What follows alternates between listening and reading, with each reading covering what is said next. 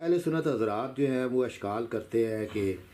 تشیع و قانون وراثت میں خواتین جو ہیں وہ وراثت حاصل نہیں کرتی یا کم از کم زمین کی مالک نہیں ہوتی۔ وہ کہتے ہیں کوئی شیعہ کتابوں میں یہ لکھا ہوا ہے، اس کی کیا حقیقت ہے؟ میں حیران ہوں، یہ سن کر میں تعجب کر رہا ہوں۔ اچھا، ہماری فقہ کی کتابیں الکافی ہے، تہذیب الاحکام ہے، من لا یعذر ہے، الاستبصار ہے، اور باقاعدہ میراث کے باب یعنی کتاب الفرائض، کتاب المیراث، وہاں باقاعدہ خواتین کو وراثت ملتی ہے، سب کو ملتی ہے۔ یہ تو میں سن کے حیران ہوا ہوں۔ البتہ یہ اختلاف ہے کہ زوجہ جو ہے جب اس کا شوہر فوت ہو جائے تو زوجہ جو ہے وہ غیر منقولہ جائیداد کی وارث نہیں ہے، منقولہ کی وارث ہے۔ وہ ائمہ علیہ السلام کی احادیث اور ہمارے فقہا جو ہیں وہ دلیلیں رکھتے ہیں، اور اس قرآنی آیات کے حوالے سے ہی یعنی تشریح کرتے ہیں کہ زوجہ جس کا شوہر فوت ہو جائے وہ غیر منقولہ کی وارث نہیں ہے، اس کو زمین وغیرہ سے وراثت نہیں ملے گی، باقی منقولہ جو سامان ہے اس کی وہ وارث ہو جائے گی۔ نہیں، وہ جو زوجہ جو فوت ہو جاتی ہے، جس کا خاوند فوت ہو جاتا ہے، اگر وہ زوجہ ہوئی اسی کے خاندان سے جیسے بھتیجی، نہیں، بے شک ہو، بے شک ہو، وہ زوجہ کے حوالے سے ہے، زوجہ کے حوالے سے کہ وہ غیر منقولہ جائیداد کی وارث نہیں ہے، باقیوں کی وارث ہے۔ اس میں بھی قدر اختلاف ہے، تھوڑا معمولی، بعض علماء نے اس سے بھی اختلاف کیا ہے، لیکن جو آپ پوچھ رہے ہیں کہ اہل سنت کہتے ہیں جی کہ شیعوں میں ہے ہی نہیں، یہ تو مجھے تعجب ہو رہا ہے، اور جو کہہ رہا ہے وہ اور یہ زوجہ کے حوالے سے شیعہ کتابوں سے ناآشنا ہے، اور وہ اس نے شیعہ کی فقہ کی کتابوں کا مطالعہ نہیں کیا۔ جی، یہ تو مسلم ہے، وراثت تو چلے گی۔ بھائی اور بہن جب ان کے والدین فوت ہو جائیں گے، بہن کو بھی حصہ ملے گا، بھائی کو بھی حصہ ملے گا۔ آگے وہ تقسیم کار ان کی الگ الگ ہے کہ اس کو کتنا حصہ ملے گا اور اس کو کتنا ملے گا، لیکن بالکل خواتین کا حصہ ہے جی، کوئی اختلاف نہیں ہے، ہمارا تو یہ۔ اچھا، یہ جو روایت ہے اصول کافی میں علماء جو ہے انبیاء کے وارث، علماء کے وارث ہیں، اہل سنت کہتے ہیں اس روایت کے مطابق انبیاء کی مالی میراث جاری نہیں ہوتی تو پھر فتق بطور میراث کیسے مل سکتا ہے؟ یہ اصول اچھا، مجھے تعجب ہے ایسے علماء پر کہ جو یہ اصول کافی کی جو حدیث ہے کہ علماء یہ اصل وہ یہ حدیث ہے، اور حدیث یہ سند کے اعتبار سے ٹھیک ہے، یعنی کتاب و فضل العلم باب ثواب العالم والمتعلم کی حدیث ہے۔ یہ شیخ کلینی رحمہ اللہ نے یہ کتاب العلم میں اس کو بیان کیا ہے، کتاب العلم میں، کتاب باب و فضل العلم میں، اچھا، یعنی طالب علموں اور علماء کے فضائل میں یہ ہے۔ یہ حدیث شیخ کلینی نے الکافی میں کتاب المیراث قائم کیا ہے، کتاب الفرائض قائم کیا ہے، وہاں یہ حدیث نہیں لائے۔ اس حدیث کو علماء کی فضیلت میں بیان کیا ہے، اور یہ حدیث سند کے اعتبار سے بالکل ٹھیک ہے، اور اس حدیث کے یہ الفاظ ہیں کہ امام جعفر صادق علیہ السلام سے مروی ہے کہ وَإِنَّ الْعُلَمَاءَ وَرَثَةُ الْأَنْبِيَاءِ إِنَّ الْأَنْبِيَاءَ لَمْ يُوَرِّثُوا دِينَارًا وَلَا دِرْهَمًا وَلَكِنْ وَرَّثُوا الْعِلْمَ فَمَنْ آخَذَ مِنْهُ آخَذَ بِحَظٍ وَافِرٍ۔ اور یہ سند کے اعتبار سے بھی ٹھیک ہے حدیث، لیکن اس حدیث کا میراث سے کوئی تعلق نہیں ہے، کیونکہ انبیاء کرام کے علم کے وارث علماء ہوتے ہیں، لیکن ان کے قریبیوں میں وراثت چلے گی نا۔ اگر نبی کا بیٹا ہے، نسب میں چلے گی، نسب میں چلے گی، نبی کا بیٹا ہے، بیٹی ہے، اقرب فالاقرب، انبیاء میں یعنی وراثت خاندان میں چلتی ہے، لہٰذا یہ علم کی بات ہو رہی ہے، اور انہوں نے اس لیے اس کو الفاظ ہے نا، جی ثواب العالم والمتعلم میں درج کیا ہے کہ علماء کا یہ ہے کہ علماء یعنی وارث ہیں انبیاء کے، یعنی علم کے وارث ہیں۔ حالانکہ یہی روایت جو ہے بخاری کتاب العلم میں موجود ہے، بالکل ہے، اور اس کے بعد ترمذی میں بھی ہے. ترمذی میں بھی جو باب ہے وہ کتاب العلم میں ہے. اسی طرح سنن دارقطنی میں بھی، بخاری میں بھی کتاب العلم جی ہے. جی جی سنن دارمی میں ہے. سنن دارمی میں بھی باب و فضل العلم والعالم میں درج کیا ہے اس کو. اور اس کے بعد صحیح ترغیب و ترغیب علامہ البانی والی ہے، اس میں بھی باب و ترغیب فی العلم، اس کا جو باب ہے باب ما جاء فی فضل العلماء،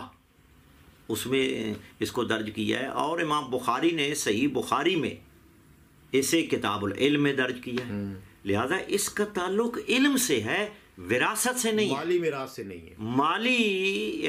میراث سے اس کا قطعاً کوئی تعلق نہیں. اب یہ میرے سامنے علامہ اجری کی کتاب ہے. علامہ امام ابو بکر محمد ابن حسین اجری بغدادی، جن کا انتقال 360 ہجری میں ہوا ہے، ان کی یہ کتاب ہے اخلاق العلماء. اس کے صفحہ نمبر 12 پہ، یعنی اخلاق العلماء، علماء کا اخلاق، اس کے حوالے سے بالکل یہی حدیث انہوں نے ذکر کیا میں فضل العلماء فی الدنیا والآخرہ کے باب میں. یہ انہوں نے باقاعدہ یعنی باب قائم کیا ہے. اس میں بالکل اسی طرح کی حدیث ہے، ان العلماء ورثۃ الانبیاء، ان الانبیاء لم یورثوا دینارا ولا درہما انما ورثوا العلم فمن اخذه اخذ بحظ وافر. بالکل من عن یعنی اصول کافی والی وہی روایت ہے، وہی حدیث ہے. لیکن ان میں علامہ اجری بھی اس کو یعنی باب و فضل العلماء میں لے آئے ہیں کہ اس کا تعلق یعنی علماء کی فضیلت سے ہے، وراثت سے نہیں ہے. اور پھر یہ ہے کہ یہ اصول کافی میں شیخ کلینی باب و فضل علم میں لایا ثواب العالم والمتعلم میں. حالانکہ انہوں نے جہاں الکافی کا باب المیراث قائم کیا ہے، کتاب الفرائض قائم کیا، وہاں نہیں لائے. وہاں انہوں نے حضرت امام محمد باقر علیہ السلام کی حدیث لائے ہیں. امام جعفر صادق علیہ السلام سے بھی مروی ہے، ہماری یعنی فقہ کی کتابوں میں میراث کے باب میں یہ موجود ہے کہ امام محمد باقر علیہ السلام نے فرمایا کہ وارث علی علم رسول اللہ صلی اللہ علیہ وآلہ وسلم و وارثت فاطمہ تو ترکتہ. اور یہ روایت سند کے اعتبار سے بالکل ٹھیک ہے، سند بھی ٹھیک ہے، متن بھی ٹھیک ہے. اور پھر یہ ہے کہ علماء وارث ہیں انبیاء کے. تو محمد و آل محمد، حضرت علی سے لے کر امام مہدی تک، وہ تو حقیقی علماء کے وارث ہیں، علم کے بھی وارث ہیں. جی جب یہ یعنی علی سے لے کر مہدی تک سب نے، یعنی امام حسن اصغری تک 11 اماموں کی حدیثیں موجود ہیں کہ انبیاء علیہ السلام کی وراثت چلتی ہے، انبیاء کے وارث ہوتے ہیں، کیونکہ قرآن میں نصوص سریہ، نصوص موجود ہیں، نص موجود ہے. اور اس لیے سیدہ فاطمہ زہرا سلام اللہ علیہ نے اپنے موقف میں قرآن مجید کی 5-6 آیات پیش کی تھیں کہ وراثت قرآن مجید میں کلی ہے، کہ ہم نے ہر ایک کے وارث بنائے. یعنی حضور سیدہ فاطمہ زہرا نے قرآنی آیات پیش کی تھی، اور مد مقابل جو ہے لا نورث ما ترکنا ہو صدقہ، یہ حدیث انہوں نے بیان کی. اور تعجب کا مقام ہے کہ حضور اکرم صلی اللہ علیہ وآلہ وسلم نے جو اپنی بیٹی کو بتانا چاہیے تھا، حضرت علی کو بتانا چاہیے تھا، اپنے رشتہ داروں کو بتانا چاہیے تھا، وَأَنذِرْ عَشِيرَتَكَ الْأَقْرَبِينَ، کہ انبیاء کا کوئی وارث نہیں ہوتا. اور حضرت ابو بکر سے پہلے، ان سے پہلے کسی مقام پر یہ حدیث کسی نے پیش ہی نہیں کی، کسی نے نہیں پیش کی، خبر واحد سب سے پہلے یہ پیش کی. اور جب یہ حدیث پیش کی گئی لا نورث ما ترکنا ہو صدقہ، صدقتن یا صدقتن، صدقتن بھی بعض علماء نے لکھا ہے. المبسوط میں علامہ سرخسی نے بھی لکھا ہے کہ ہمارے بعض علماء جو ہیں صدقتاً کہ اس کے وارث نہیں ہیں انبیاء جو کہ صدقہ ہے، صدقہ کے وارث نہیں ہیں، باقی سب مال کے وارث ہیں۔ یہ باقی کتابوں میں بھی یہ بات آئی ہے کہ صدقتاً کے لفظ ہیں۔ بہرحال دوسرا یہ ہے کہ سیدہ فاطمہ زہرا نے اس روایت کو قبول نہیں کیا، مولا علی نے قبول نہیں کیا، اور حضرت عباس نے قبول نہیں کیا، یعنی خانوادہ عصمت و طہارت، خاندان رسالت نے اس روایت کو قبول ہی نہیں کیا۔ اب یہ جو مسلم میں یا اور سنی کتابوں میں یہ ملتا ہے کہ حضرت عباس اور حضرت علی نے کہا جی کہ ہاں جی ہم نے یہ حدیث سنی ہے، جی بعض مولوی صاحبان بھی کہتے ہیں کہ انہوں نے، حالانکہ اگر انہوں نے یہ حدیث حضور سے سنی ہوتی تو حضرت عمر کے دور خلافت میں بھی انہوں نے مطالبہ کیا میراث کا، حضرت ابو بکر سے بھی کرتے رہے۔ اگر انہوں نے سنی ہوتی نہ حضرت علی مطالبہ کرتے اور نہ ہی یعنی حضرت عباس کرتے، حالانکہ حضرت عمر کے دور تک وہ اپنی میراث جو ہے وہ مانگتے رہے ہیں، لہذا ان کے ہاں اس روایت کی بھی کوئی حیثیت نہیں۔ وہ جو ہے کہ انہوں نے یعنی اقرار کیا ہے، تو اس کے بارے میں بڑا اچھا انہوں نے لکھا ہے کہ اس سے مراد جو ہے وہ کیا ہے کہ حضرت عباس، اور یہ میرے سامنے ہے کتاب ہے تقریر بخاری شریف، یہ ہیں جی از افاضات حضرت اقدس مولانا محمد زکریا شیخ الحدیث، اور جمع کرنے والے حضرت مولانا محمد شاہد سہارنپوری ہیں۔ انہوں نے یہ صفحہ 180 پہ یہ بات لکھی ہے، حاشیہ پہ یہ بات ہے کہ پہلے اشکال کا یہ جواب دیا گیا کہ انہوں نے یہ حدیث حضور اقدس کی زبان سے نہیں سنی، اچھا، اور مرسل صحابی چونکہ حجت ہوتی ہے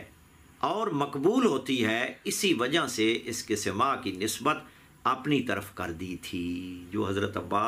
عباس اور حضرت علی علیہ السلام نے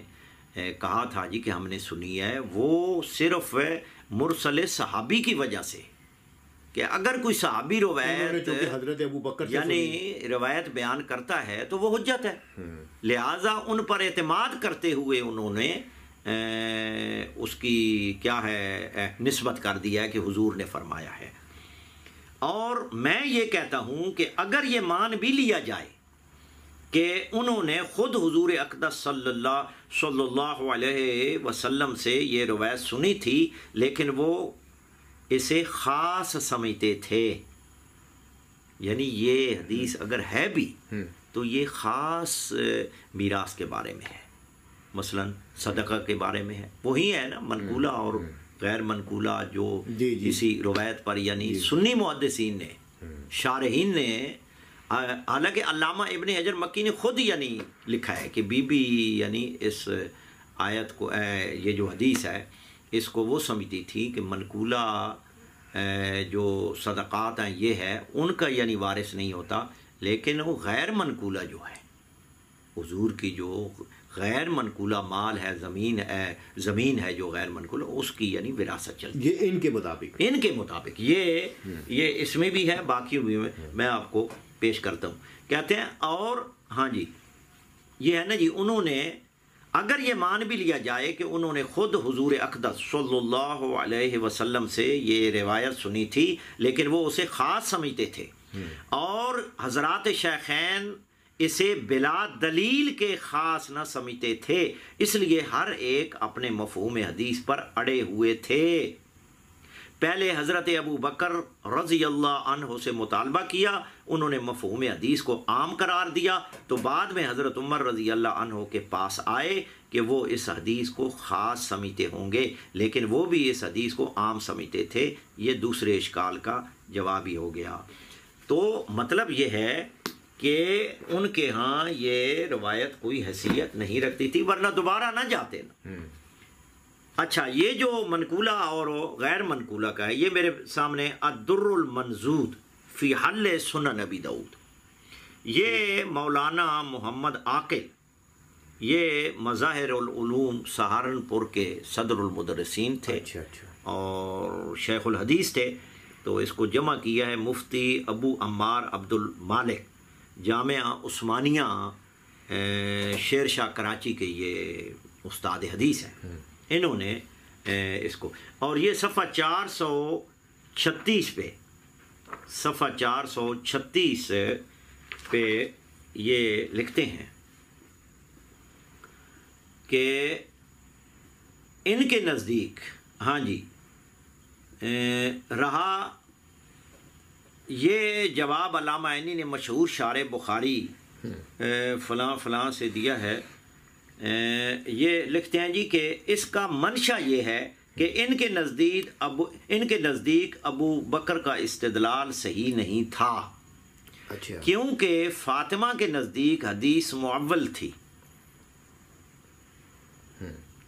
یعنی اس کی تعویل ہو سکتی تھی، اور وہ اس بارے میں تخصیص کی قائل تھیں، اور ابو بکر قائل بالعموم تھے. عموم خصوص سے مراد وہی فرق اور عدم فرق بین المنقولات و غیر المنقولات. اہل سنت کے امام لکھ رہے ہیں، محدث لکھ رہے ہیں، یہ لکھ رہے ہیں کہ بی بی اس کی تعویل کرتی تھیں، اور وہ کہتی تھیں کہ منقولہ جو مال ہے اس کی وراثت نہیں ہے بقول ان کے بقول، لیکن غیر منقولہ جو حضور کی جائیداد ہے اس میں وراثت ہے. یعنی یہ خود لکھتے ہیں. اور اسی طرح اور بھی محدثین نے لکھا ہے. یہ میرے سامنے المرتضیٰ مولانا سید ابو الحسن علی ندوی صاحب ہیں. انہوں نے یہ لکھا ہے لا نورث ما ترکنا ہو صدقہ. اس کی ایک توجیہ یہ بھی ہے کہ حضرت فاطمہ کا خیال تھا کہ انبیاء کے مال میں وراثت جاری نہ ہونے کا مطلب مال منقول، درم و دینار وغیرہ میں وراثت جاری نہ ہونا ہے، یعنی منقولہ مال میں وراثت نہیں ہے، لیکن غیر منقولہ جو جائیداد ہے اس میں وراثت چلتی ہے. یہ مولانا ندوی نے بھی اسی کی طرف یعنی اشارہ کیا ہے. چنانچہ ایک روایت میں یہ ہے جی، لیکن یہاں معاملہ مال غیر منقول یعنی جائیداد و زمین کا تھا، اس لیے حضرت فاطمہ رضی اللہ عنہا کا یہ خیال ہو سکتا ہے کہ اس میں وراثت جاری ہو سکتی ہے. حضرت ابو بکر رضی اللہ عنہ اس حکم کو عام سمجھتے تھے، اس لیے انہوں نے اس کی تقسیم و حوالگی بھی صحیح نہیں سمجھی. یہ المرتضیٰ مولانا سید ابو الحسن علی ندوی، مجلس نشریات اسلام، کراچی سے چھپی ہے، اور اس کا صفحہ نمبر 137 ہے. اسی طرح علامہ ابن حجر اسقلانی نے بھی فتح الباری میں یہی بات لکھی ہے، اسی باب و فرض الخمس کے تحت، جہاں فدق کی حدیث ہے بی بی کا ناراض ہونا اور دربار اور مانگنے کے لیے جانا لکھا ہے، یا بندے کا بھیجنا، اور خود بھی گئی جی ارسلت کے بھی الفاظ ہیں اور جاعت کے بھی ہیں کہ بی بی خود بھی گئی اور بندہ بھی بھیجا. تو وہاں انہوں نے حافظ ابن حجر اسقلانی نے تصریح کیا ہے کہ بی بی اس حدیث کی یعنی تعویل کرتی تھیں، اور اگر اس روایت کو صحیح مانا جائے تو یہ اس کی ثانوی حیثیت ہے، پہلے تو صحیح نہیں ہے. تو لہٰذا شیعہ کتب میں جب وراثت چلتی ہے اور سیدہ فاطمہ زہرا سلام اللہ علیہا ترکے کی وارث ہیں جی حضور کی، اور مولا علی علم کے وارث ہیں، جب صحیح و سند ہادیان برحق ائمہ اطہار علیہم السلام خانوادہ عصمت و طہارت نے خود فرمایا ہے، تو لہذا اصول کافی کی یہ جو حدیث ہے کہ